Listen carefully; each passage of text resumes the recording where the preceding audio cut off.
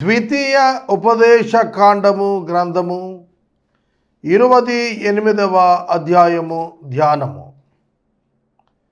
ఈ అధ్యాయములో వ్రాయబడిన వచనాల సంఖ్య 68. చాలా పెద్ద అధ్యాయం.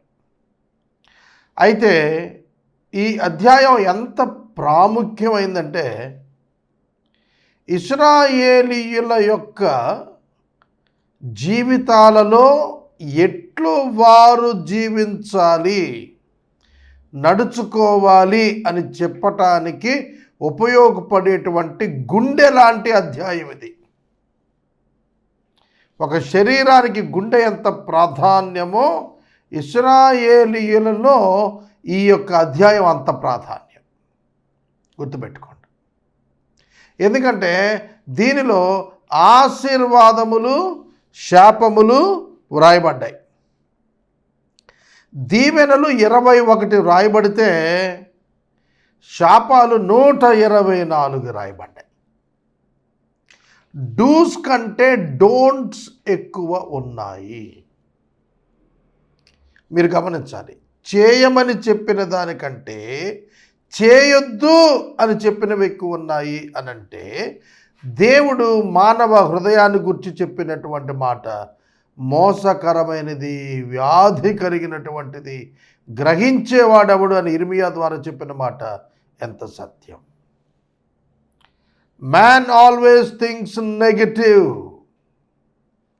మనుషుడు దేవుడిచ్చిన మార్గాలను చెరిపివేసుకుని వంకర మార్గాలకు తిరిగిపోయాడు. అందుకే వ్యతిరేకంగానే ఉంటాడు, వ్యతిరేకంగా ఆలోచిస్తాడు. మంచి హృదయంతో ఆలోచించలేడు. కనుక డైవర్టెడ్ అండ్ డిస్టర్బ్డ్ హార్టే కలిగి ఉంటాడు మానవుడు. అందుకే 124 శాపాలు, 21 దీవెనలు. చూడండి, ఈ అధ్యాయం యొక్క డిస్క్రిప్షన్ చెబుతాను, ఆ తర్వాత చదువుకుంటూ వెళతాము. చదువుకుంటూ వెళుతున్నప్పుడు మీకు పెద్ద వ్యత్యాసం నాకు అనిపించదు, కానీ ఒక్కొక్కటి ఒక సమ్మిట దెబ్బ లాంటిది. ఒక సమ్మిట అంటే సుత్తె కంటే పెద్దది.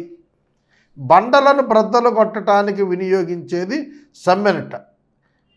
ఆ సమ్మిట దెబ్బ ఎంత బలంగా తగులుతుందో అట్లాంటి బ్లో వంటి, అటువంటి దెబ్బ వంటి ఎఫెక్టు ఈ మాటలు చదువుతుంటే మనకు అనిపిస్తుంది. Gods very strong words and warnings, ఇవి ఎప్పుడు మనం మర్చిపోకూడదు. ఈ 68 వచనాలను ఏ విధంగా విభజించవచ్చు అంటే, మొదటి 14 వచనాలు గెరాజీము కొండపైన పలకాల్చినటువంటి 21 దీవెనలు. ఇవి విధేయులైన, మాట వినిన వారికి లభించేటువంటి దీవెనలు. మాట వినినవారు, మాట వినని వారు, 2 తెగలు మనుషుల్లో. విశ్వాసులు, అవిశ్వాసులు. విశ్వాసులు మాట వినినవారు, అవిశ్వాసులు మాట వినని వారు. 2 కోవలు ఉన్నవి, 2 తెగలు ఉన్నవి. ఈ మాట వినిన వారు పొందేవి ఆశీర్వాదాలు, దీవెనలు. మాట వినని వారు పొందేవి శాపములు, కష్టములు. ఇక 15 నుండి 20 మధ్యన 15 శాపాలు ఉన్నాయి. ఇవి పిల్లలను గురించి, మెటీరియల్ ప్రాస్పరిటీ మీద శాపాలు అన్నమాట. 21వ వచనం నుండి 29వ వచనం వరకు 30 శాపాలు ఉన్నాయి.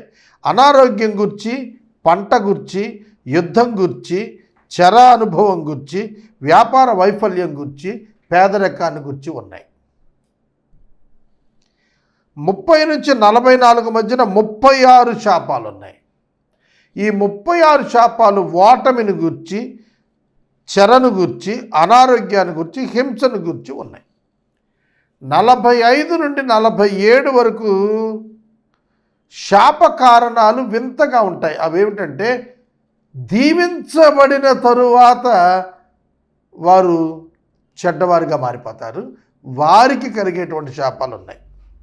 48 నుంచి 57 వరకు 21 శాపాలు వెట్టి చాకిరి మీద, మరణం మీద, మానవ మాంసభక్షణ క్యానిబలిజం, నిరుపేదరికం మీద ఉన్నాయి. 58 నుంచి 68 వచనాల వరకు 20 శాపాలు ఉన్నాయి. దేవుడు విధేయతను డిమాండ్ చేస్తున్నాడు. విధేయతను డిమాండ్ చేస్తుండగా లోబడినటువంటి వారికి ఈ 20 శాపాలు ఉన్నాయి. గ్రహించారా? కాబట్టి 124 శాపములను గురించి 28వ అధ్యాయం ద్వితీయ ఉపదేశకాండం చెప్పింది. ఇది మోస్ట్ ఇంపార్టెంట్. ఒక మనిషి భూమి మీద సంతోషంగా ఆశీర్వాదాలు పొంది దీవెనలు పొంది ఉండాలని కోరుకుంటాడు తప్ప కష్టాలు పొంది శాపాలు కొని తెచ్చుకోవాలని ఎవడు కోరుకోడు. మరి అటువంటప్పుడు తన ప్రవర్తన ఏ విధంగా ఉంది? ఒక మాటలో చెప్పాలి అంటే, రేపటి నీ భవిష్యత్తును, నీ బ్రతుకును నీవు ఈ దినాన నిర్మించుకుంటున్నావు. Today is your tomorrow's preparation. రేపటి సిద్ధపాటుకు నీవు ఈరోజు సిద్ధపడుతున్నావు కనుక ఈరోజు సిద్ధపడకపోతే రేపు లేదు, గమనించాలి. కనుక నీ బ్రైట్ ఫ్యూచర్ నీ చేతుల్లోనే. నీ థింకింగ్, నీ యాక్షన్స్ నీ ఫ్యూచర్లో నీ లైఫ్ మీద ఇంపాక్ట్ కలిగి ఉంటాయి అనేది నువ్వు తెలుసుకోవాలి. ఇక 28వ అధ్యాయము మొట్టమొదటి వచనం నుండి 14 వచనాల వరకు ఉన్నటువంటి వాక్య భాగములోని దీవెనలు చదువుకుందాము. మొదట దీవెనలు రాశాడు, తర్వాత శాపాలు రాశాడు. మీరందరూ దీవెన పొందాలనుకుంటున్నారు కదా, మరి దీవెనకు కారణాలు ఏమిటి? దేవుని యొక్క వాక్యం ఇది ఓల్డ్ టెస్టమెంట్లో ఇశ్రాయేలీట్స్కి ఇచ్చినటువంటివి. మనకు దీవెన ఏమిటి? యేసుక్రీస్తు నామమునందల విశ్వాసం ఉంచటంతో మనకు దీవెన ప్రారంభమైంది. మన దీవెన మనకు భౌతిక సంబంధమైన విషయాల్లో ఇశ్రాయేలీలు ఏ విధంగా వాక్యానికి లోబడ్డారో, ఏ ధర్మానికి లోబడ్డారో అలా లోబడినప్పుడు లోకంలో మనం కూడా ఇశ్రాయేలీలు అనుభవించినట్టుగానే భౌతిక సంబంధమైనటువంటి దీవెనలు అనుభవిస్తాం. ఆత్మ సంబంధమైన ప్రతి దీవెన యేసుక్రీస్తు నామమునందల విశ్వాసం మూలంగా విశ్వసించిన ప్రతి వారికి కూడాను అది దొరికింది, కలిగింది అని ఎఫెసీ పత్రిక అంతా కూడా మనకు కలిగిన రిచ్నెస్ని గురించి సాక్ష్యం ఇచ్చింది. ఎఫెసీ పత్రికను అందుకనే బిలీవర్స్ చెక్ బుక్ అంటారు. బిలీవర్స్ చెక్ బుక్ అది. By faith you can draw any extent of amount in the name of Jesus Christ for the sake of the Lord. కాబట్టి నీ స్టేటస్ యేసుక్రీస్తునందు you are highly rich person. కాబట్టి దీవెనలకు కారణం నీ విధేయత అవుతుంది వాక్యానికి. ఇది మర్చిపోకండి. మొదటి వచనం నుంచి 14వ వచనం వరకు ఉన్న వాక్య భాగం చదువుదాం. నీవు నీ దేవుడైన యెహోవా మాట శ్రద్ధగా విని. It's very important. నీ దేవుడైన యెహోవా మాట విని కాదు, శ్రద్ధగా విని. So specific. దేవుడు చాలా స్పష్టంగా చెప్తున్నాడు, శ్రద్ధగా వినాలి.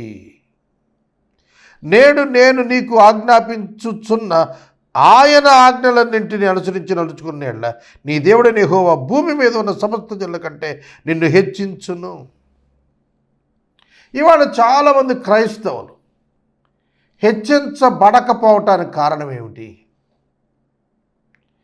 భౌతిక ఆశీర్వాదాలు పొందకపోవటానికి కారణం ఏమిటి అంటే, వారు దేవుని వాక్యము తమను చేయమని చెప్పినటువంటిది చేయకపోవట. దేవుడు ఇశ్రాయేలీయులకి ఏం చెప్పాడో తెలుసా? పని చేయమని చెప్పాడు. ఆ పనిలో నిపుణత తానిస్తానని చెప్పాడు. పనిలో శ్రద్ధ మీరు కనపరచాలని చెప్పాడు. తానిచ్చేది నిపుణత, కనపరచాల్సింది మానవుడు శ్రద్ధ, ఆసక్తి. అర్థమవుతుందా? మానవుని పాత్ర మానవుడు, దేవుని పాత్ర దేవుడు చేస్తారు అభివృద్ధిలో అనేది ఇశ్రాయేలీల మధ్య ఉంది. మనం 26వ అధ్యాయం చివరిలోకి వెళ్ళేటప్పటికి ఏం చెప్పుకున్నాం? ద్వితీయోపదేశకాండంలో God's agreement with human and humans agreement with God. అప్పుడే వాళ్ళు దేవుడు ప్రజలు అయ్యారు. అర్థమైందా? కాబట్టి నువ్వు క్రైస్తవుడు అయిపోయావు అని అంటే, నేను నమ్మాను, బాప్తిస్మం తీసుకున్నాను అని కూర్చుని ఈ లోకములో దేవుని యొక్క వాక్యమును పాటించకపోతే నువ్వెట్లా ఐశ్వర్యవంతుడు అవుతావు? నువ్వెట్లా దీవెన కారణం అవుతావు? నీ యాటిట్యూడ్ బిల్డ్ కాకపోతే వాక్యం ప్రకారం నీవెట్లా సంపన్నుడు అవుతావు? ఇశ్రాయేలు దేశం ఎందుకు సంపన్నమైంది? అమెరికా దేశం ఎందుకు సంపన్న దేశంగా ఉంది? ఇండియన్ క్రిస్టియన్స్ ఎందుకు పూర్గా ఉంటున్నారు? కనుక వర్క్లో డిఫరెన్స్ అంతే. అందుకనే శ్రద్ధగా మాట వినటం అంటే పని చేయుట కొరకైన మాటలు దేవుడు చెప్పినవి శ్రద్ధగా వినాలి.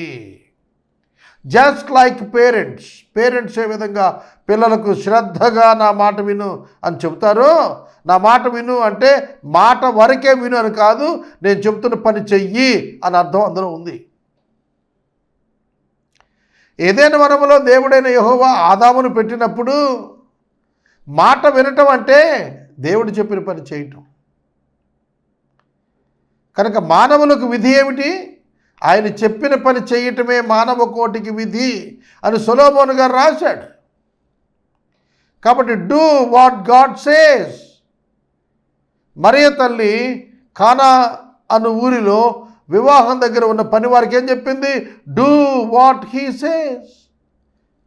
చేయండి, ఆయన మీతో చెప్పింది ఏదో అది చెయ్యండి. డూ ద వర్క్,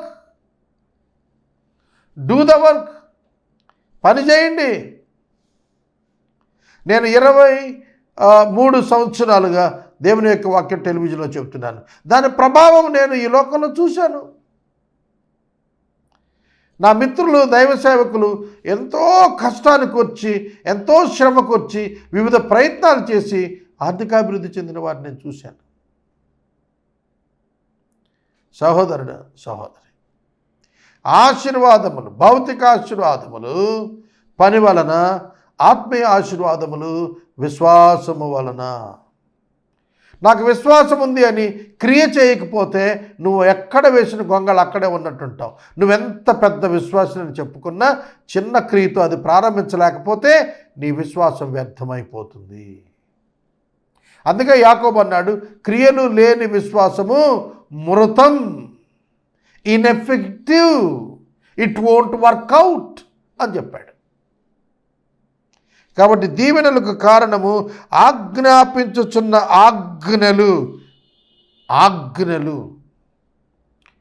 ఆజ్ఞలు కమాండ్మెంట్స్, స్టాట్యూట్స్, శిలాశాసనాలు, దేవుని మాటలు. వాటిని అనుసరించి నడుచుకో, అప్పుడు సమస్త జనుల కంటే నిన్ను హెచ్చిస్తాడు. దేవుడు జ్ఞానం ఇస్తాడు, నువ్వు చదువుకోవాలి. దేవుడు జ్ఞానం ఇస్తాడు, నువ్వు పాఠశాలకు వెళ్ళాలి. ఆ దేవుడు జ్ఞానం ఇస్తాడండి, నేను బడికి వెళ్ళంటే ఎట్లా? దేవుడు జ్ఞానం ఇస్తాడండి, నాకు 90 మార్కులు వచ్చేస్తాయి అనుకుంటే ఎట్లా?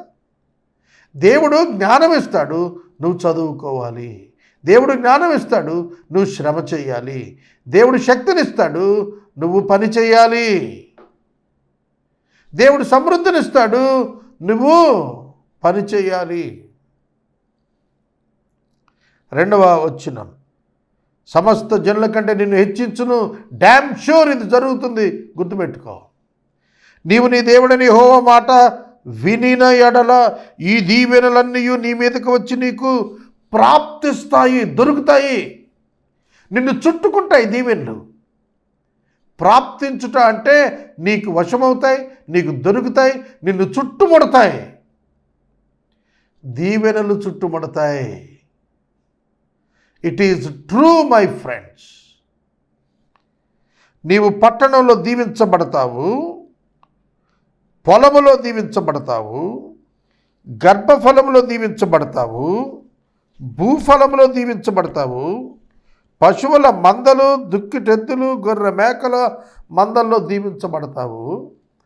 నీ గంప పిండి పిసుకు నీ తొట్టి దీవించబడుతుంది. నీవు లోపలికి వచ్చేటప్పుడు దీవించబడతావు, వెలుపలికి వెళ్ళేప్పుడు దీవించబడతావు. చూస్తున్నావా 6 వచనాల్లో ఎన్ని దీవెనలు చెప్పాడు, ఎన్ని దీవెనలు చెప్పాడు. ఇశ్రాయేలీయుడు ఎన్ని రకాలుగా ఆశీర్వదించబడతాడు. ఇశ్రాయేలీయుడు అంటే ఎవరు? ఇశ్రాయేలీయుడు అంటే యాకోబు సంతతిలో పుట్టినవాడనా? కాదు, ఆజ్ఞలను పాటించిన వాడే ఇశ్రాయేలీయుడు, విశ్వసించిన వాడే అబ్రహాము సంతానము. కాబట్టి దీవెనలు నీ మీదకు వచ్చినప్పుడు నీవు పట్టణములో దీవించబడతావు, అంటే పట్టణంలో గుర్తించబడతావు, కీర్తి ప్రతిష్టలు ఉంటాయి. పొలములో దీవించబడతావు అంటే నీ పంట సమృద్ధిగా గృహానికి చేరుతుంది, నీ బిడ్డలు ఆశీర్వదించబడతారు, నీ యొక్క భూఫలం పెరుగుతుంది, నీ పశువులు మందలు దుక్కిటెద్దులు గొర్రెలు అన్నీ పెరిగిపోతాయి అన్నప్పుడు వాట్ ఎవర్ యు హ్యావ్, నీకేమేమి సంపదలు ఉన్నాయో ఆ సంపద అంతా కూడా వర్ధిల్లుతుంది. ఇక్కడ మీరు గమనించారా? లైవ్ స్టాక్ చెప్పాడు, లైవ్ స్టాక్ చెప్పాడు, బతికిన మందలను గురించి మాట్లాడాడు. అలాగే అగ్రికల్చర్ గురించి మాట్లాడాడు. అగ్రికల్చర్లో మన ఇన్వెస్ట్మెంట్ ఏమిటి? సీడ్, విత్తనం. రైతు యొక్క పెట్టుబడి ఏమిటి? ఇప్పుడు ఎరువులు అన్నారు, పక్కన పెట్టండి, ఎరువు లేని వ్యవసాయం కూడా ఉంది కదా. కనుక what is the investment of a farmer in the field, in agriculture? Only seed. Water దేవుడిచ్చేది, వర్షం, సూర్యరశ్మి వాతావరణం దేవుడిచ్చేది, భూసారం దేవుడిచ్చేది. దేవుడు భూసారం ఇస్తున్నాడు, వర్షం ఇస్తున్నాడు, సూర్య రశ్మి ఇస్తున్నాడు. మరి నువ్వేం చేయాలి? నీ విత్తనాలు ఇంట్లో పెట్టి కూర్చోవాలా? లేదు, ఆ విత్తనాన్ని నాటాలి, దాని కొరకు భూమిని గుల్ల చేయాలి, నాగలితో దున్నాలి, అది మంచి నేలగా ఉండేటట్లుగా దాన్ని సిద్ధం చేయాలి. దేవుడిచ్చేవి సూర్యరశ్మి, నీరు, మంచి వాతావరణం, భూసారం అన్నీ దేవుడిస్తాడు. అవి నీ చేతుల్లో లేవు, దేవుడిచ్చేవి, అవి ఇస్తాడు. నువ్వేం చేయాలి? నాగలితో దున్నాలి, చదును చేయాలి, రాళ్ళు తొలగించాలి, మంచి నేలగా చేయాలి, విత్తనాన్ని ప్రాపర్గా నాటాలి, ప్రాపర్ టైంలో నాటాలి, ప్రాపర్ టైంలో రైట్ సీడ్ను రైట్ ప్లేస్లో విత్తాలి. దాన్ని గమనించాలి. మొక్కగా వచ్చింది, దేవుడు కాపాడు, పక్షుల నుండి నువ్వు కాపాడాలి. మొక్క ఎదుగుతుంది, చీడ పట్టకుండా నువ్వు కాపాడాలి. దేవుడు చేసే పని దేవుడు చేస్తున్నాడు, రైతుగా నువ్వు చేసే పని నువ్వు చేసినప్పుడు దేవుని యొక్క కృప ఆశీర్వాదంతో అది వర్ధిల్లుతుంది. లైవ్ స్టాక్ కూడా అంతే, లైవ్ స్టాక్ మందలు కూడా అంతే. అవి పెద్దవవుతాయి, విస్తరిస్తాయి, మందలు మళ్ళీ పిల్లలు పెడతాయి, అవి మళ్ళీ పిల్లలు పెడతాయి, అవి మళ్ళీ పిల్లలు పెడతాయి. ఒకవేళ చచ్చిపోతే ఏ పిల్లలు రావు కదా. కాబట్టి నీవు పని చేయాలి అని చెబుతున్నాడు. పని చేయకుండా ఆశీర్వాదం వచ్చింది అని ఎవరైనా చెప్పారు అని అంటే అది అబద్ధం, అది డివైన్ మెథడ్ కాదు. లంచం తీసుకొని ఇది ఆశీర్వాదం, నాకు డబ్బు వచ్చిందంటే, దొంగతనం చేసి నాకు ఇది ఆశీర్వాదం, డబ్బు వచ్చిందంటే అది ఆశీర్వాదం కాదు, శాపం. ఆశీర్వాదం అంటే నీ కష్టార్జితం వల్ల వచ్చినటువంటి దీవెన, అది ఆశీర్వాదం. అది దేవుని నుండి కలిగినటువంటిది, అది ఆశీర్వాదం. 7వ వచనం, నీ మీద పడు నీ శత్రువులను యెహోవా నీ ఎదుట హతమగునట్లు చేయును. చూస్తున్నారా? ఎవరైతే దేవుని ఆజ్ఞలను పాటించి ఆయనకి ఇష్టలుగా నడుస్తారో వారి మీదకు తప్పక శత్రువులు లేస్తారు. ఇది మనకు బైబిల్ గ్రంథంలో అబ్రహాము దగ్గర చూచాము, ఇస్సాకు దగ్గర చూచాము, యాకోబు దగ్గర చూచాము, ఇశ్రాయేలీయుల చరిత్రలో చాలాసార్లు చూచాము. దేవునికి నమ్మకంగా ఎప్పుడైతే నువ్వు పనిచేస్తున్నావో నీకు వ్యతిరేకంగా అపవాది మనుషులను లేవనెత్తుతాడు. అయితే వారి సంగతి నువ్వు చూచుకోనక్కర్లేదు, దేవుడే చూస్తాడు. నీ శత్రువులను నీ ఎదుట హతం చేస్తాడట, నీ మీద పడతానికి వచ్చిన వారినట. What kind of God? ఒక మాటలో చెప్పాలంటే ఒక గొడుగు కాపాడుతున్నట్టుగా నిన్ను కాపాడుతాడనమాట. వారు ఒక త్రోవను నీ మీదకు బయలుదేరొచ్చి 7 త్రోవల గుండా నీ యొద్ద నుండి పారిపోతారు. నీ మీదకు వచ్చేటప్పుడు కలిసి వచ్చినా నీ నుండి వెళ్ళిపోయేటప్పుడు చెదిరిపోయి పారిపోతారు. కలిసి రావటం ఎంత బలమైన క్రియ, చెదిరిపోయి పారిపోవటం ఎంత బలహీనమైన క్రియ. బలవంతులైన వారు వచ్చి బలహీనులుగా మారి పారిపోతారు నీ ఎదుట నుంచి. నీ కొట్లలోను నీవు చేయు ప్రయత్నములన్నింటిలోనూ నీకు దీవెన కలుగునట్లు యెహోవా ఆజ్ఞాపిస్తాడు. ఇదండి క్రైస్తవులు తెలుసుకోవాల్సింది. నీ ప్రయత్నాలన్నింటిలోనూ సఫలమయ్యేటట్లు దేవుడు ఆజ్ఞాపిస్తాడు. నువ్వెప్పుడైతే దేవునితో సరి అయిన సంబంధము, సరి అయిన సహవాసము, సరి అయిన ఆత్మీయ జీవితం కలిగి ఉంటావో నీకు సంభవించవలసినటువంటి వాటిని గురించి ఆయన ఆజ్ఞాపిస్తాడు. ఆయనే ఆజ్ఞాపిస్తాడు. నువ్వు కష్టపడకుండా అనేకమైనవి నీ వశం అవటం నువ్వు చూస్తావు. నువ్వు ఊహించనివి నీ వశం అవటం నువ్వు చూస్తావు. నువ్వు ఆశించనివి నీ వశం అయిపోవటం నువ్వు చూస్తావు.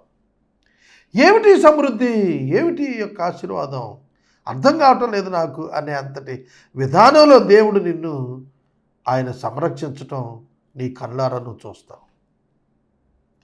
ఇది నా జీవితంలో నేను ఎన్నో పర్యాయాలు చూడగలిగాను.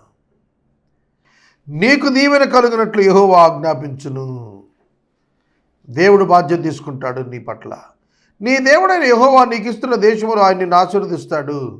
నీవు నీ దేవుడైన యెహోవా ఆజ్ఞను అనుసరించి ఆయన మార్గాల్లో నడుచుకుని ఎడల యెహోవా నీకు ప్రమాణం చేసి ఉన్నట్లు ఆయన తనకు ప్రతిష్ఠిత జనంగా నిన్ను స్థాపిస్తాడు. Very very important. నువ్వు దేవుని బిడ్డవు, దేవుని సేవకుడవు అనేది స్థాపించేది నువ్వు కాదు, నీ దేవుడు. ఎలాగంటే నీ యొక్క ఇంటెగ్రిటీ మీద దేవుడి యొక్క రియాక్షన్ ఏమిటంటే నిన్ను స్థిరపరచటం. నువ్వు నమ్మకంగా ఉంటే దేవుడు నిన్ను స్థిరపరుస్తాడు. అనేక సందర్భాల్లో నేను దేవుడిని అడిగాను, దేవా నేను నమ్మకంగా ఉన్నాను, నా జీవితంలో నేను అనుభవించాను, దేవుడు నన్ను పోషించాడు, స్థిరపరిచాడు. ఇది మనకు స్థిరతలా అనిపించదు మనకంటే గొప్పవారిని చూసుకున్నప్పుడు, కానీ మన వరకు దేవుడు మనలను స్థిరపరిచినట్లు మనకు అర్థమవుతుంది. దేవుడు మనకు నిత్యము జవాబు ఇవ్వటం మనం గుర్తించగలుగుతాము. 9వ వచనంలో ఆయన తనకు ప్రతిష్ఠిత జనంగా, తనను ఇన్వాల్వ్ చేసుకుంటున్నాడు. అట్టి వారికి దేవుడు అని అనిపించుకొనుటకు ఆయన సిగ్గుపడడు అని హెబ్రీ పత్రిక 11వ అధ్యాయంలో అబ్రహామును గురించి రాశాడు. నిన్ను స్థాపించును అంటే నువ్వు దేవుని బిడ్డవు అనే ఐడెంటిటీని నీకు దేవుడు తాను స్వయంగా ఇవ్వటానికి ఇష్టపడతాడు. ఏలియా అంటాడు, నేను ఎవని సన్నిధిని నిలిచి ఉన్నానో ఆ జీవము గల యెహోవా తోడు అని అంటాడు కదా. అప్పుడు దేవుడు కూడా నా సేవకుడైన ఏలియా అంటాడు. It's a reciprocal condition. రెండు వైపులా జరుగుతోంది ఇది. నువ్వు దేవునికి నమ్మకంగా ఉంటే దేవుడు నీకు నమ్మకంగా తన పని నీ పక్షంగా జరిగించి నిన్ను స్థిరపరుస్తాడు, స్థాపిస్తాడు, ఎస్టాబ్లిష్మెంట్ ఇస్తాడు. నీకు దేవుడు ఎస్టాబ్లిష్మెంట్ ఇస్తాడు, వెనకడుగు వేయడు. 10వ వచనం, భూ ప్రజలందరూ యెహోవా నామమున నీవు పిలువబడుట చూచి నీకు భయపడతారు. అదైందా? క్రైస్తవుడికి ప్రపంచం భయపడుతుంది ఎప్పుడో తెలుసా? ట్రూ క్రిస్టియన్ అయితే ఆ వ్యక్తిని చూచి గజగజలాడుతుంది. ట్రూ క్రిస్టియన్ ఇంటెగ్రిటీతో, జస్టిస్తో, ప్రేమతో, సహనంతో జీవితాన్ని గడుపుతున్నప్పుడు అతను జోలికి వెళితే జరిగే భయంకరమైనటువంటి అనుభవాలను రుచి చూచిన వాడు తప్పక భయపడతాడు. దైవ సేవకుడు అనే ముద్రకు ఇవాళకి జనం భయపడుతున్నారంటే కారణం ఏంటంటే గాడ్ ఈజ్ విత్ దెమ్, దేవుడు వారితో ఉన్నాడనే భావన. ఎంతటి వాడైనా దైవజనుని మీదకు రాడు. ఎందుకు రావటం లేదు? దేవుడు అతనితో ఉన్నాడనేటువంటి భావన. సోదరుడా, సోదరి, ఇశ్రాయేలీయులకు ఏదైతే ఇచ్చాడో వాగ్దానాలు, అవి యేసుక్రీస్తు నందు మనకు కూడా స్వతంత్రించుకోవటానికి అనుకూలమైనవిగా దేవుడు ఇస్తున్నాడని నేను మనవి చేస్తున్నాను. ప్రజలు నీకు భయపడతారు, భూప్రజలు అందరూ భయపడతారు. కొందరు కాదు, భూప్రజలు అందరూ భయపడతారు. అపోస్తలులకు అందరూ భయపడ్డారు, ప్రవక్తలకు రాజులు భయపడ్డారు. కారణం ఏంటంటే దేవుడు వారికి ఆ భయాన్ని కలిగించాడు. ఫరో మోషేను చూసి గజగజలాడిపోయాడు. కారణము దేవుడు ఆ భయాన్ని అతనికి కలిగించాడు. 11వ వచనం, మరియు యెహోవా నీకిస్తానని నీ పితరులతో ప్రమాణం చేసిన దేశాన్న యెహోవా నీ గర్భఫల విషయంలో, నీ పశువుల విషయంలో, నీ నేల పంట విషయంలో నీకు సమృద్ధిగా మేలు కలుగు చేయును. సమృద్ధి మేలు, సమృద్ధి మేలు. అబండెంట్ భౌతిక సంబంధమైన జీవితాన్ని ఇశ్రాయేలీయులకు వాగ్దానం చేశాడు. ఇప్పుడు అది నెరవేర్చి చూపిస్తున్నాడు. ఇశ్రాయేలు దేశం మన ఆంధ్ర రాష్ట్రం అంతా కూడా ఉండదు, అంత చిన్న రాష్ట్రం. అటువంటి చిన్న దేశం ఎంత ఎకానమీ, ఎంత ప్రభావం, ఎంత టెక్నాలజీ, ఎంత యుద్ధ సంపత్తి, ఎంత మేధో సంపత్తి. ఇవాళ ప్రపంచంలో ఉన్న అత్యధికమైనటువంటి సాఫ్ట్వేర్స్ అన్నీ కూడా అక్కడి నుంచి వచ్చినాయి. యూదుల్లో నుండి డెవలప్ అయినటువంటివి అత్యధికమైన సాఫ్ట్వేర్స్. నేను మనవి చేస్తున్నాను, వారికి దేవుడు ఇచ్చిన మాట నెరవేర్చాడు. నీకు నాకు కూడా తప్పక నెరవేరుస్తాడని నేను మనవి చేస్తున్నాను. యెహోవా నీ దేశము మీద వర్షము దాని కాలమందు కురిపించుటకు, నీవు చేయు కార్యమంతటిని ఆశీర్వదించుటకు ఆకాశమున తన మంచి ధననిధి తెరుచును. నీవు అనేక జన్మలకు అప్పిచ్చదవు కానీ అప్పు చేయవు. ఒక విశ్వాసి సెల్ఫ్ సపోర్టెడ్గా ఉంటాడు, ఒక విశ్వాసి కంప్లీట్ మ్యాన్గా ఉంటాడు. ఒక విశ్వాసి నిజంగా తను పనిచేసేవాడైతే, బద్ధకస్తుడు కాకుండా ఉంటే, క్రమంగా జీవించేవాడై ఉంటే, వ్యర్థమైన వాటికి ఆశపడిన వాడై ఉంటే, ఆర్థిక నిధులను జాగ్రత్తగా కాపాడుకునేవాడై ఉంటే అప్పు చేయాల్సిన పని లేదు. నువ్వు అప్పు ఇచ్చే స్థాయిలో ఉంటావు కానీ అప్పు చేయాల్సిన పని లేదని ఇశ్రాయేలీయులకు వాగ్దానం చేశాడు. Why not for the Christians? క్రైస్తవులకు చేయలేదా? క్రైస్తవులకి ఇది వర్తించదా? క్రైస్తవులు అప్పుల్లో ఉండాలా? మీరు చూడండి, భారతదేశానికి ఉన్నటువంటి అప్పు కొన్ని లక్షల కోట్లు అప్పు ఉంది. లక్షల కోట్ల అప్పు ఉంది. ఎవరిచ్చారు ఈ అప్పు? World bank. అక్కడ నిధులు ఎవరిచ్చారు? Christian countries. ఏమాత్రం సందేహం లేదు. కనుక వరల్డ్ బ్యాంక్లో డబ్బులు ఎవరి? క్రైస్తవ దేశాల్లోవి, ఇజ్రాయేల్ ప్రజలవి. ఇవాళ ప్రపంచం అంతా కూడా అప్పులు ఇచ్చే స్థాయిలో ఉన్నారు వాళ్ళు. కారణం ఏమిటి? ఇవాళ మన భారతదేశం అప్పులు అభివృద్ధి చెందుతున్న దేశం అని చెప్పుకుంటే అప్పులు చేసుకుంటున్న దేశంగా కనబడుతున్నాం. మన రాష్ట్రాలు, ప్రభుత్వాలు ప్రతినిత్యం అప్పులే చేస్తున్నాయి. ప్రతి నెత్తి మీద ₹1,00,000 అప్పు రాష్ట్ర ప్రభుత్వాలు పెట్టెడుతున్నాయి. అప్పు ఎందుకు చేస్తున్నారు? మరి ఇజ్రాయేల్ అప్పు చేయట్లేదేంటి? ఇశ్రాయేల్ దేశం ఎడారి ప్రాంతమే, మరి వాళ్ళు ఎందుకు సస్యశ్యామలంగా ఉంచుకుంటున్నారు ఆ దేశాన్ని? కారణం ఏమిటో తెలిసిన? They are hard workers. వారు పని చేసేటువంటి వారు అని మనకు అర్థమవుతుంది. పని చేయటానికి యేసుక్రీస్తు ప్రభు ఒక మాట చెప్తారు యోహాను సువార్తలో, నా తండ్రి ఇదివరకు పని చేయుచున్నాడు, నేనును ఇప్పుడు పని చేయుచు ఉన్నాను అన్నాడు. కాబట్టి పని చేయుట దేవుని లక్షణం, దేవుని కుమారుల లక్షణం.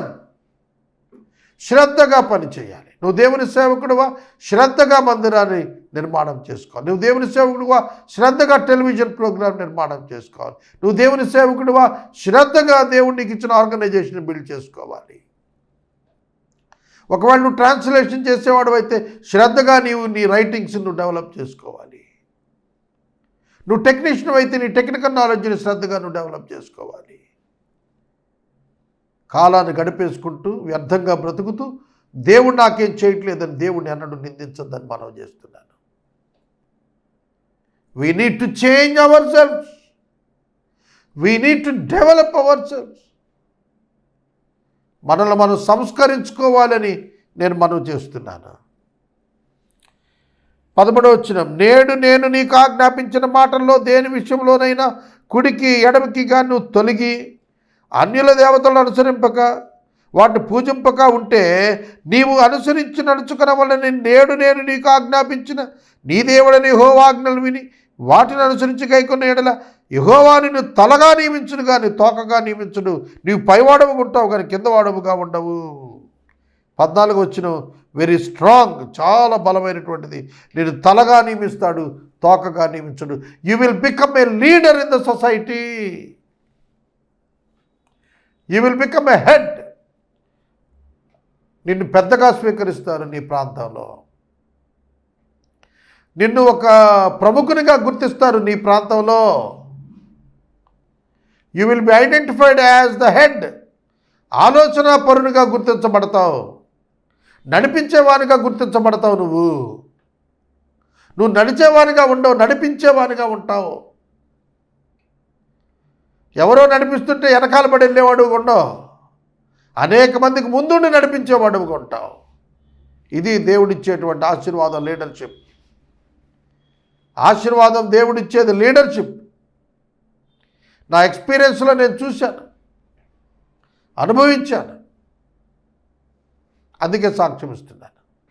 ఆయన తలగా చేస్తాడు, తోకగా కాదు. నువ్వు పనిచేస్తున్నప్పుడు నువ్వు తలగా మారుతావు, తోకగా ఉండవు. తోకగా ఉండేవాడు ఎవడో తెలుసా? పని రానివాడు, పని చేత కానివాడు, పని చేయనివాడు, పని చేయలేనివాడు.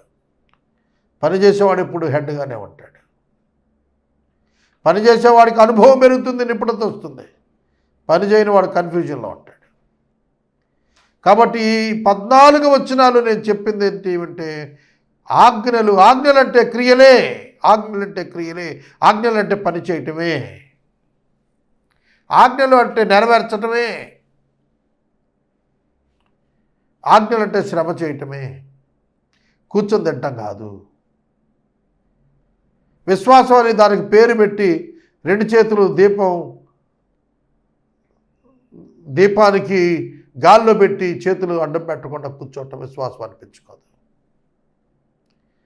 కాబట్టి ప్రాస్పరిటీ గాస్పుల్ నమ్మకండి. మీకు అది కలిగిపోద్ది, ఇది కలిగిపోద్ది అని చెప్పే బోధకుల యొక్క దొంగ మాటలని మీరు నమ్మొద్దని నేను మనవి చేస్తున్నాను. వాక్యాన్ని నమ్మండి. వాక్యం చెప్తుంది, పని చేయమని చెప్తుంది. నువ్వు కనుక పని చేయటం మొదలు పెడితే విజయం నీకు దాసుడవుతుందని చెప్పబడిన సామెత నీకు తెలుసు. విజయం నీకు దాసుడై నీ ఇంట, నీ కాళ్ళ ముందు, నీ గుమ్మలో కూర్చొని ఉంటుంది.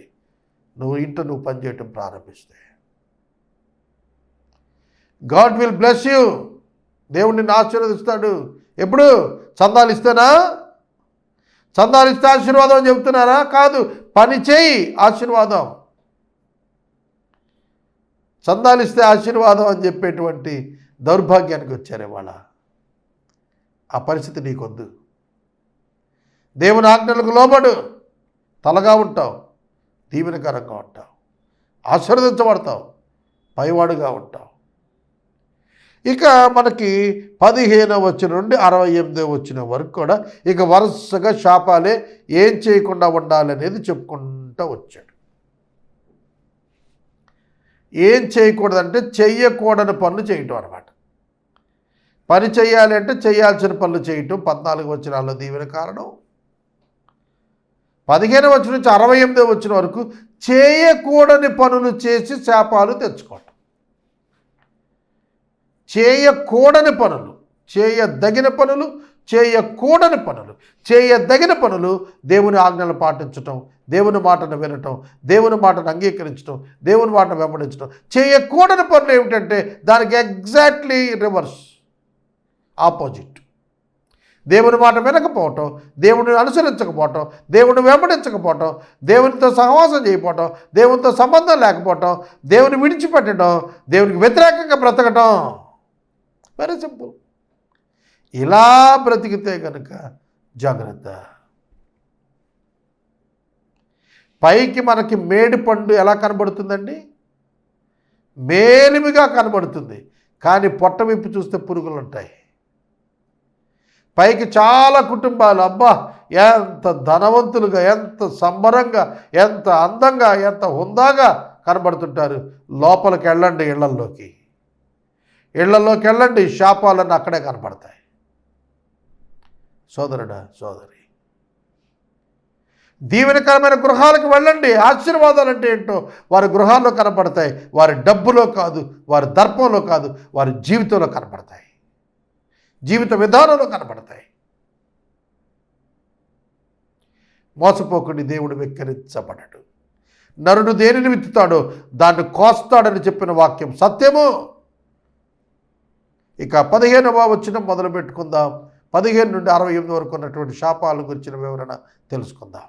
నేను నేడు నీకాజ్ఞాపించు ఆయన సమస్తమైన ఆజ్ఞలు కట్టడలు నీవు అనుసరించి నడుచుకొనవలెనని నీ దేవుడైన యెహోవా సెలవిచ్చిన మాట.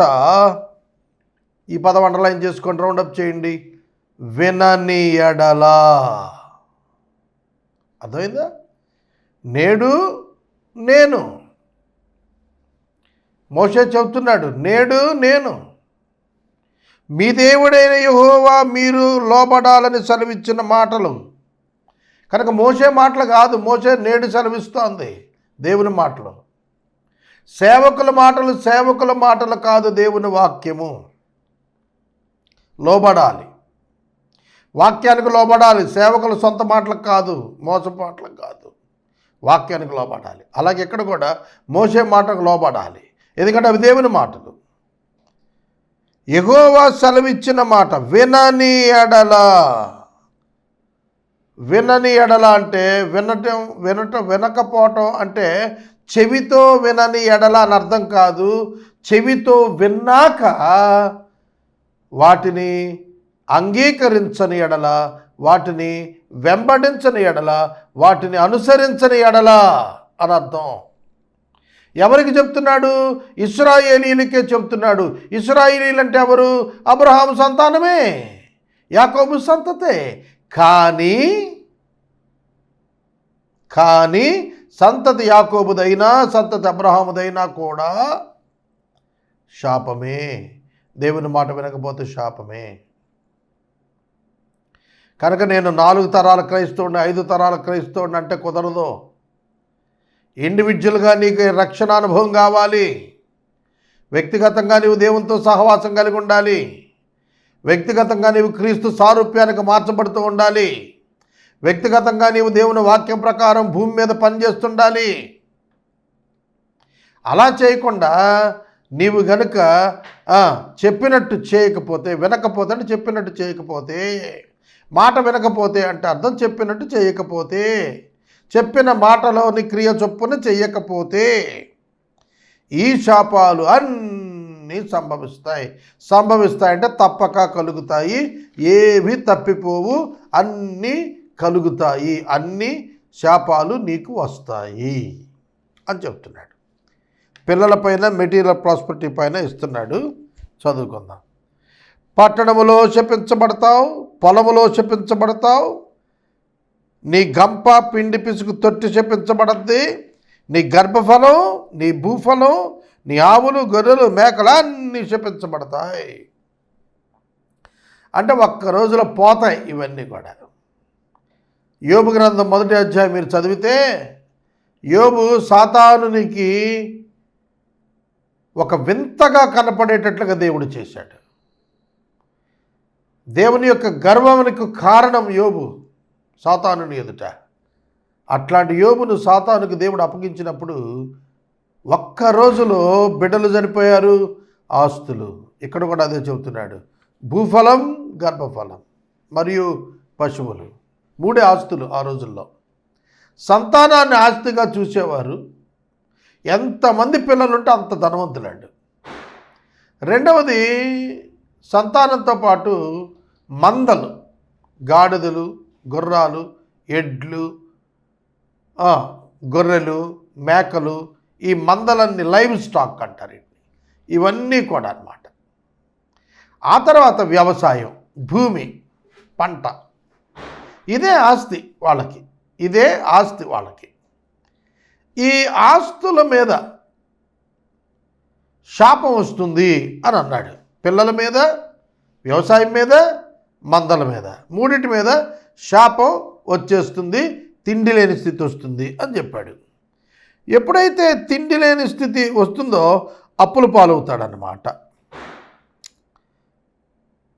19వ వచనం, నీవు లోపలికి వచ్చేటప్పుడు శపించబడతావు, వెలుపలికి వెళ్ళేటప్పుడు శపించబడతావు.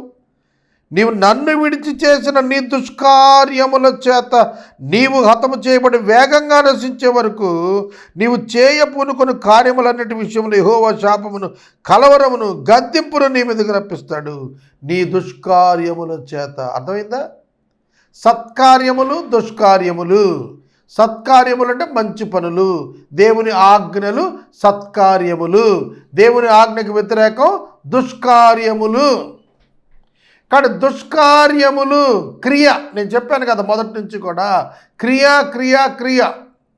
విశ్వాసం ఉంటే క్రియ చేస్తాడు, విశ్వాసం లేకపోతే కాని క్రియ చేస్తాడు. అవిశ్వాస సంబంధమైన క్రియలే చేస్తాడు.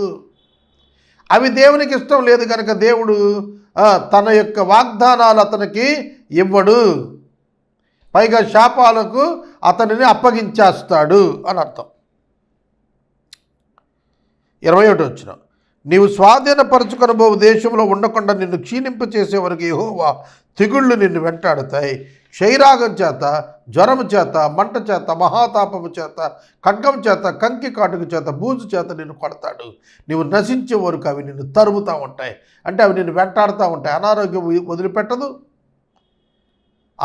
వదిలిపెట్టదు, క్షయరోగం వదిలిపెట్టదు, జ్వరాలు వదిలిపెట్టవు, తాపాలు వదిలిపెట్టవు, దురదలు వదిలిపెట్టవు.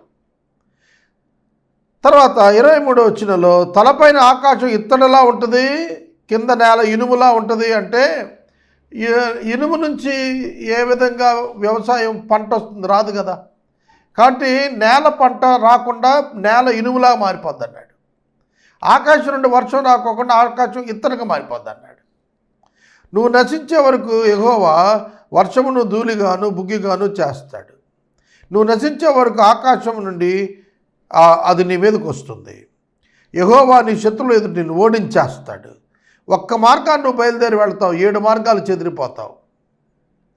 కంప్లీట్గా రివర్స్ రాస్తున్నాడు.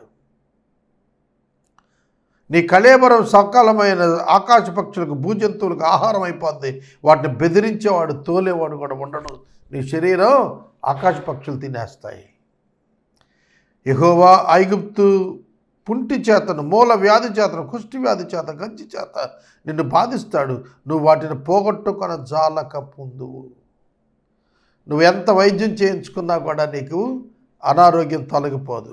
వెర్రితనం చేత, గుడ్డితనం చేత, హృదయ విస్మయం చేత యెహోవా నిన్ను బాధిస్తాడు. నీకు అవగాహన దొరకదు, క్లారిటీ ఉండదు లైఫ్ మీద.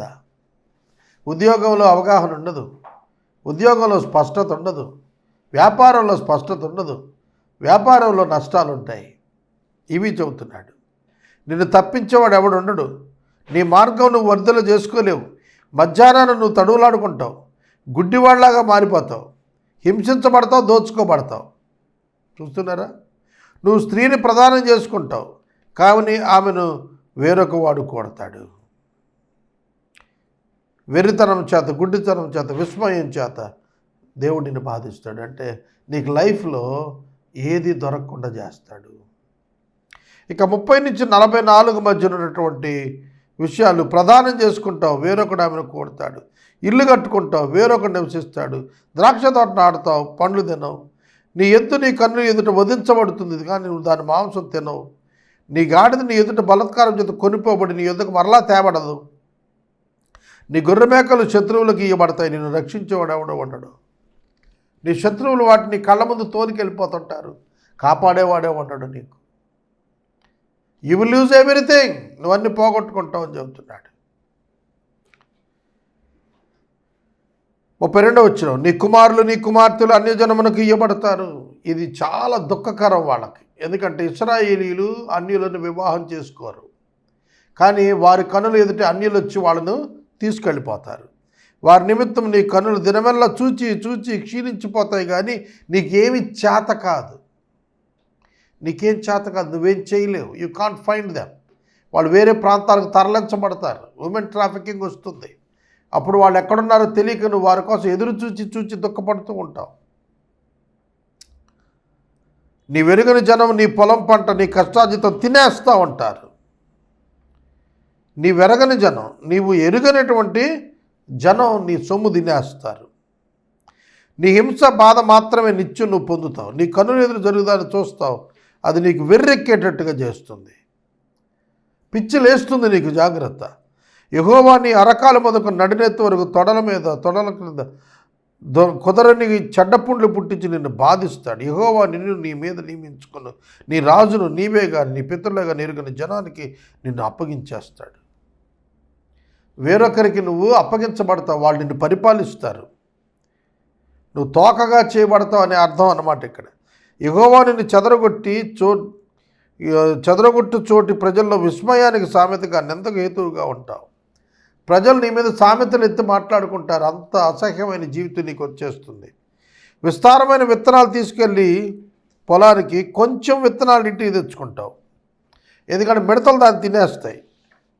ఇవన్నీ చదువుతున్న భయం వేస్తుంది, కానీ ఇవన్నీ కూడా రైతులకు సంభవించిన అనుభవాలుగా కనపడతాయి. 44 వచ్చిన వరకు కూడా ఈ శాపాలు కనబడుతున్నాయి. ద్రాక్ష తోటలు నువ్వు నాటి బాగు చేస్తావు, కానీ ద్రాక్ష రసం నువ్వు తాగవు. ఏంటి ప్రయోజనం? ద్రాక్ష పండు సమకూర్చుకోలేవు. ఎలా అంటే వాటికి పురుగులు పట్టి వాటిని తినేస్తాయి. ఒలీవ చెట్లు నీ సమస్త ప్రాంతాల్లో ఉంటాయి, కానీ తైలంతో నువ్వు తలంటుకోలేవు. చెట్లు ఉన్నాయి ఒలీవ చెట్లు, కానీ ఒలీవ తైలం తలంటుకోవటానికి ఎంత కావాలి? Less than 100 grams, maximum 250 grams. అది కూడా నీకు దొరకదు. చెట్లు ఉన్నాయి, తోటలు ఉన్నాయి, ఒలివ తోటలు, కానీ తలంటుకునేంత నూనె లేదు నీ దగ్గర. నీ ఒలివకాయలు రాలిపోతాయి, కుమార్తెలు కంటావు, కానీ వారు నీ దగ్గర ఉండరు. చెరపట్టబడి పనివారికి వెళ్ళిపోతారు ఇంకో చోటకి. మిడతల దండు నీ చెట్లని, నీ భూమిని, నీ పంటను ఆక్రమించుకుంటాయి. ఇది మనకు మిడతల దండు ఐగుప్తులో మనం చూసాం కదా, ఎంత ప్రమాదకరమైనదిగా సముద్రం మీద నుండి లేచి వచ్చి ఐగుప్తులు కలవరపరిచిందో మనం చూస్తాం. నీవు మిక్కిలి తగ్గిపోతావు, నీ మధ్యలో ఉన్న పరదేశి నీకంటే మిక్కిలి హెచ్చైపోతాడు. ఇవన్నీ సమాజంలో చూస్తున్నామండి. పరదేశి ఎక్కడి నుండో వచ్చినోడు నీకు పనిచ్చేవాడిగా మారిపోతాడు, నువ్వు వాడికి దాసుడిగా వెళ్ళిపోతావు. అతడు తలగా ఉంటాడు, నువ్వు తోకగా ఉంటావు. నువ్వు నాశనం చేయబడేటువంటి వరకు ఈ శాపాలు నీ మీదకి వచ్చి నిన్ను పట్టుకుంటాయి. ఇక 45 నుంచి 47 వచనాల వరకు ఉన్నటువంటి వాక్య భాగం, దీవించబడిన తర్వాత కూడా శాపంలోకి రావటం. అతడు నీకు తలగా ఉంటాడు, నువ్వు అతనికి తోకగా ఉంటావు. నువ్వు నాశనము చేయబడే వరకు ఈ శాపాలన్నీ నీ మీదకి వచ్చి నిన్ను తరిమి నిన్ను పట్టుకున్నావు. ఏలయనగా నీ దేవుడైన యెహోవా నీకు ఆజ్ఞాపించిన ఆయన ఆజ్ఞలను, ఆయన కట్టడలను అనుసరించి నడుచుకున్నట్లు నీవు ఆయన మాట వినలేదు. ఇవన్నీ ఎందుకు జరుగుతున్నాయంటే ఒకటే కారణం, నువ్వు ఆయన మాట వినలేదు. వాక్యాన్ని వదిలిపెట్టావు, దేవుని సన్నిధి వదిలిపెట్టావు, దేవుణ్ణి వదిలిపెట్టావు, ప్రార్థన వదిలిపెట్టావు, పరిశుద్ధుల సహవాసం వదిలిపెట్టావు. ఇలాంటి వాళ్ళని చాలామందిని చూశాను నేను. మరియు అవి చిరకాలము నీ మీద, నీ సంతానం మీద సూచనగా విస్మయ కారణంగా ఉంటుంది. నువ్వు తప్పించుకోకపోవటం కాదు, నీ పిల్లలు కూడా తప్పించుకోరు. నీకు సర్వ సమృద్ధి కలిగి ఉండి నీవు సంతోషంతోనూ హృదయానందంతోనూ నీ దేవుడైన యెహోవాకు దాసుడవు కాలేదు. నీకు సర్వ సమృద్ధి ఉంది, కానీ నువ్వు దేవుడికి దాసుడవు కాలేదు. It is your mistake, it is your punishable action. శిక్ష పొందాల్సింది ఏమిటంటే అక్కడ నువ్వు దేవునికి లోబడలేదు అన్నీ పొందిన తర్వాత అని చెబుతున్నాడు. ఇక 48 నుంచి 57 వచనాలు, 48 నుంచి 57 వచనాలు ఇవి మరణము గురించి, మాంసభక్షణ గురించి, మానవ మాంసభక్షణ, నిరుపేదరికం గురించి. ఆకలి దప్పులు, వస్త్రహీనత, అన్ని లోపాలు యెహోవా నీ మీదకు రప్పించేసి నీ శత్రువులకు దాసులుగా చేసేస్తాడు. నేను వారు నిన్ను నశింపచే వరకు నీ మెడ మీద ఇనపకాడి ఉంచుతారు.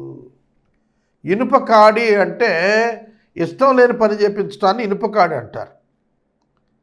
యెహోవా దూరమైన బూదిగంతాలను ఒక జనాన్ని, అనగా నీకు రాని భాష కలిగిన జనం, క్రూర మృగం కలిగి వృద్ధుల్ని యవనస్తుల్ని కటాక్షింపని జనం గ్రద్ద ఎగిరి వచ్చినట్టు నీ మీదకి రప్పిస్తారు. బబులోనీయులు వచ్చింది ఆ విధంగానే.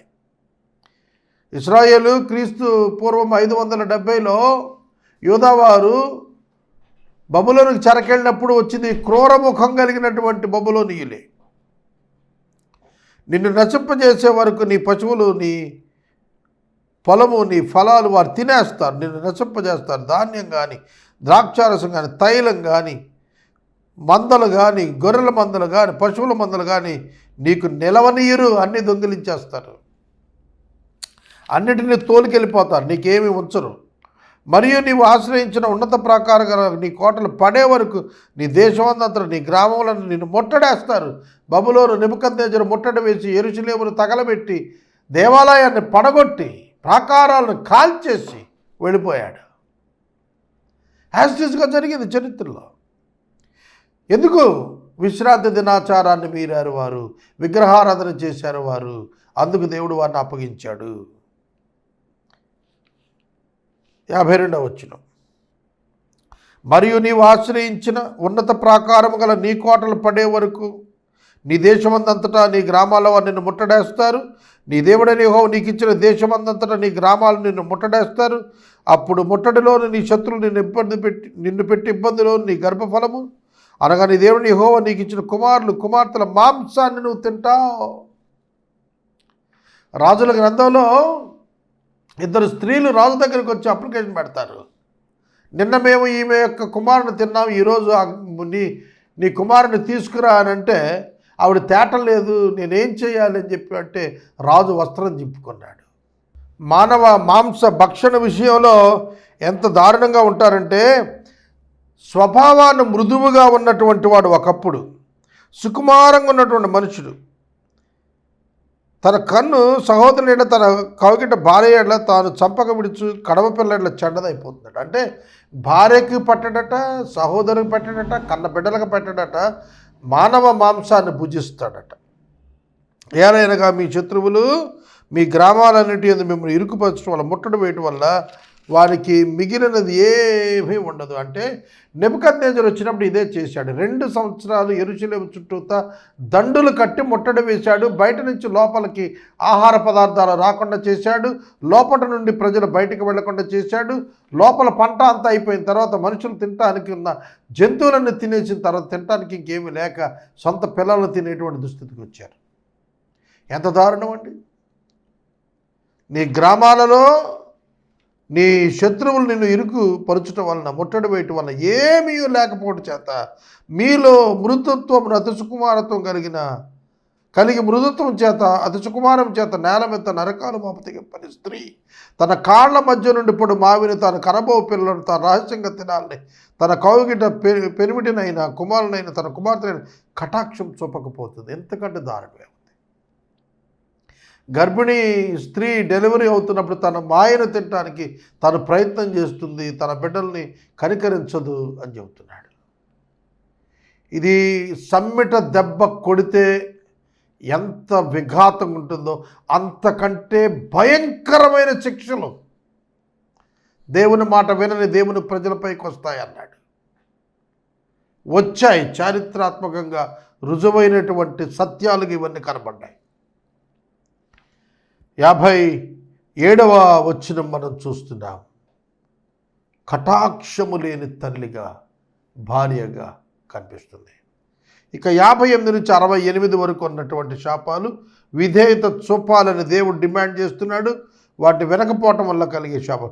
నువ్వు జాగ్రత్త పడి, గాడ్స్ డిమాండ్ ఏంటి? నువ్వు జాగ్రత్త పడి ఈ గ్రంథంలో వ్రాయబడిన ఈ ధర్మశాస్త్ర వాక్యాలన్నింటినీ అనుసరించి గైకొంచు. నీ దేవుడని యెహోవాను ఆ మహిమగల భీకరమైన నామమునకు భయపడని ఎడల. ఇందాక మాట వినని ఎడల అన్నాడు ఆ శాపాలు. ఇప్పుడు భయపడకపోవటం వల్ల, దేవునికి భయపడకపోవటం వల్ల యెహోవా నీకును నీ సంతతిని ఆశ్చర్యకరమైన తెగుళ్ళు కలుగు చేయును. అవి దీర్ఘకాలము ఉండు గొప్ప తెగుళ్ళు, చెడ్డ రోగాలై ఉంటాయి. నీవు భయపడిన ఐగుప్తు క్షయవ్యాధులన్నీ ఆయన నీ మీదకు తెప్పిస్తాడు.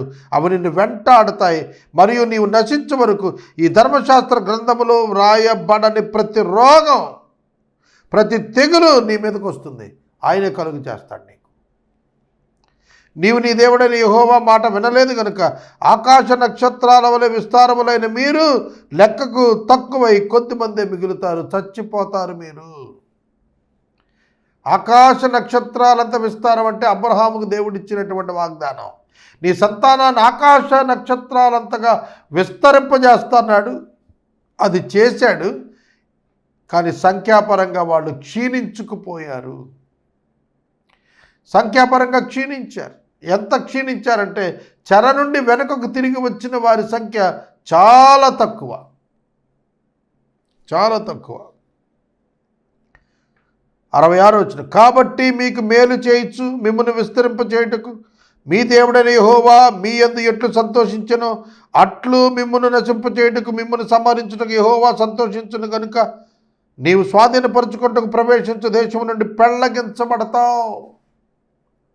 యెరూషలేమును విడిచి బబులోనుకు వాళ్ళు పెళ్లగించబడి పంపబడ్డారు.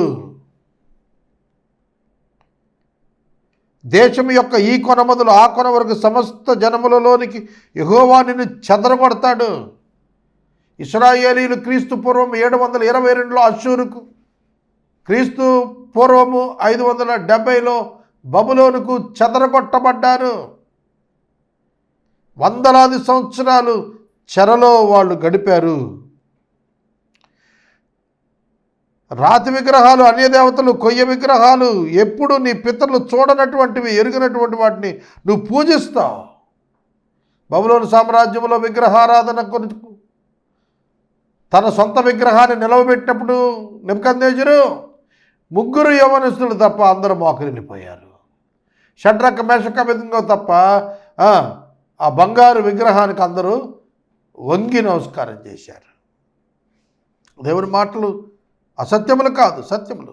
ఇది చెప్పింది క్రీస్తు పూర్వం 1450లో, ఇవి నెరవేర్పు క్రీస్తు పూర్వము 500 సంవత్సరాల్లో. చూడు, 900 సంవత్సరాల్లో ఇవి నెరవేరిన చరిత్రగా మనకు సాక్ష్యంగా కనబడుతున్నాయి. ఆ జన్మలలో నీకు నెమ్మది కలగదు, నీ అరకాలికి విశ్రాంతి ఉండదు. అక్కడ యెహోవా హృదయ కంపము, నేత్రక్షీణత, మనోవేదనాన్ని కలుగు చేస్తాడు. నీవెల్లప్పుడూ ప్రాణభయం కలిగి ఉంటావు. నువ్వు రాత్రింపగలు భయపడతావు. నీ ప్రాణం దక్కననే నమ్మకం నీకుండదు. నీ హృదయంలో పుట్టి భయం చేత, నీ కన్ను చూచువాటి చేత ఉదయమున అయ్యో ఎప్పుడు సాయంకాలం అవుతుంది, సాయంకాలం అయ్యో ఎప్పుడు ఉదయం అవుతుందని అనుకుంటావు. పగలైతే రాత్రి ఎప్పుడని, రాత్రి అయితే పగలు ఎప్పుడు అవుతుందా అని ఎదురు చూచేటువంటి దయనీయమైన స్థితిలో నువ్వు వెళ్ళిపోతావు. మరియు నీవు ఎప్పుడు దీన్ని చూడకూడదని నేను నీతో చెప్పిన మార్గమున యెహోవా ఐగుప్తునకు ఓడల మీద నిన్ను మరలా రప్పించును. కాలిబాటలో వెనకకు వచ్చినటువంటి వారు వీళ్ళు ఐగుప్తు నుంచి ఓడలలో వెనక్కి తిరిగి ఐగుప్తుకి వెళ్ళాల్సి వస్తుందంట.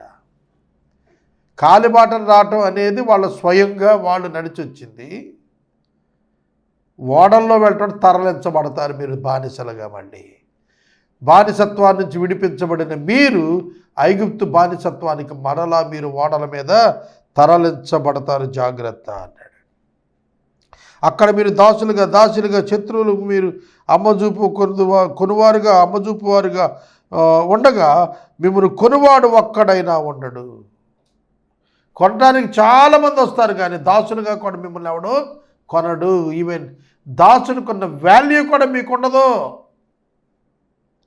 ఆఖరిగా ఈ శాపం చెబుతున్నాడు, దాసుడుగా మీరు వెళ్ళాలని ప్రయత్నించినా మిమ్మల్ని కొనేవాడుండడు. దాసుడికైనా ఇంత ముద్ద బారేస్తారు, ఒక వస్త్రం ఇస్తారు సిగ్గు కప్పుకోవటానికి, కానీ అది కూడా దొరకదు మీకు. భయంకరమైనటువంటి పేదరికం, భయంకరమైన రిజెక్షన్ ఎదుర్కొంటారు మీరు. ఈ అధ్యాయం బైబిల్ గ్రంథానికి గుండెకాయ వంటి అధ్యాయం. ఈ అధ్యాయం చాలా చాలా ఇంపార్టెంట్. దేవుని మాట వినకపోతే కలిగేటువంటి శాపాలు ఈ రోజులో మనం చెప్పాలంటే అనారోగ్యం, పేదరికం, రాబ్ చేయబట్టం, దోచుకోబట్టం, అణచివేతకు గురవటం, ఇవన్నీ కూడాను దేవుని వాక్యమునకు లోబడిన వారికి కలిగేటువంటివి. ఇది ఇశ్రాయేలీయుల చరిత్రలో మనం చూస్తున్నాం. ఒక క్రైస్తవుడు విశ్వాసముతో జీవిస్తున్నారని చెప్పుకొని విశ్వాసమునకు మారు రూపమైన క్రియలు చేయకపోతే అతని జీవితంలో కూడా ఇటువంటివి చూస్తాం. దేవుని బిడ్డగా ఉండాల్సిన వాడు విగ్రహారాధికుడిగా మారిపోతే, దేవుని బిడ్డగా జీవించాల్సిన వాడు వ్యభిచారిగా మారిపోతే, దేవుని బిడ్డగా జీవించవలసినటువంటి నీవు నరహంతుడిగా మారిపోతే, దేవుని బిడ్డగా జీవించాల్సిన నీవు దోపిడీదారునిగా మారిపోతే, ఈ లోకంలో దేవుని యొక్క ఉగ్రత నీ మీద ఉన్నది. క్రైస్తవుడు అంటే యేసుక్రీస్తు ప్రభును హృదయంలో చేర్చుకొని విశ్వసించి బహిరంగంగా క్రైస్తవ జీవితాన్ని గడిపినవాడు, క్రీస్తు యొక్క సారూప్యానికి దినదినం మారినవాడని అర్థం.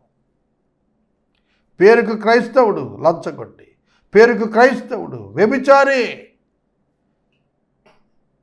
పేరుకు క్రైస్తవుడు దోపిడీదారుడు, పేరుకు క్రైస్తవుడు అబద్ధికుడు, పేరుకు క్రైస్తవుడు తల్లిదండ్రులు చూడడం, పేరుకు క్రైస్తవుడు ఎవరిని ప్రేమించడు, దోచుకుంటాడు. ఏం ప్రయోజనం? క్రైస్తవుడు అనే పేరు పెట్టుకుని సిగ్గుకు లోనవుతున్న వారు ఉంటాం. నా మాటలు ముగిస్తున్నాను. 28వ అధ్యాయం most important and readable chapter. పదే పదే చదవాలి, జాగ్రత్త కలిగి చదవాలి. ఆ శాపాలు తలుచుకుంటేనే భయంకరం. అటువంటి వాటిలో పడకుండానట్లుగా దేవుని మాట వినటానికి తీర్మానం చేసుకో. దేవుని వాక్యం, న్యూ టెస్టిమెంట్ పత్రికలు బాగా చదువు, సువార్తలు బాగా చదువు, అపోస్తల కార్యాలు, ప్రకటన గ్రంథం బాగా చదువు. నువ్వు నడవాల్సిన మార్గం నీకు బోధపడుతుంది. పరిశుద్ధులైనటువంటి దేవుని బిడ్డలను గమనించు. దేవుని వాక్యంలో ఉన్నటువంటి వారు ఏ విధంగా శ్రమించారో, ఐడియాలజీ ఆఫ్ జీసస్ క్రైస్ట్ ఏంటో తెలుసుకో. కనుక నేను దేవుని సేవకు వచ్చేసానని చెప్పి అట్టా కూర్చొని ఉండమా. నీకు ఇచ్చిన పనిలో నమ్మకంగా వెళ్ళు. దేవుడు నిన్ను ఆశీర్వదిస్తాడు. 28వ అధ్యాయం ముగించుకున్నాం.